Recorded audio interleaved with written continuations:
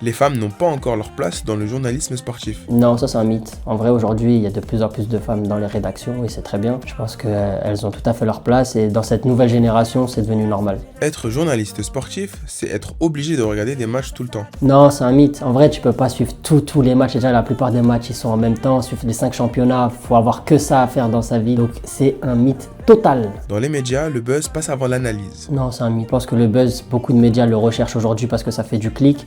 Mais l'essence même du métier de journaliste, ça reste l'info. Le journalisme sportif, c'est un métier de passion, pas de confort. Mythe et réalité, ça peut être les deux. C'est de la passion et quand t'es bien payé, c'est du confort aussi. Donc, c'est un peu les deux. TikTok est en train de remplacer les plateaux TV chez les jeunes fans de foot. Ouais, réalité. Je pense qu'aujourd'hui, les jeunes, ils consomment de plus en plus TikTok. Ils sont pas forcément devant la télé. Moi-même, qui suis plus très jeune, je regarde pas la télé, même si je travaille dedans. Donc, ouais, réalité. Les meilleurs matchs ne sont pas toujours les plus regardés. Réalité. En vrai, tu peux avoir des très bons matchs de football sans que ce soit des équipes phares. Faut juste suivre le football. Le métier de journaliste est un métier précaire. Réalité. Franchement, la plupart des journalistes que je connais, ça galère financièrement et à trouver du taf. Après, t'as quelques privilégiés qui gagnent bien, mais c'est pas la majorité.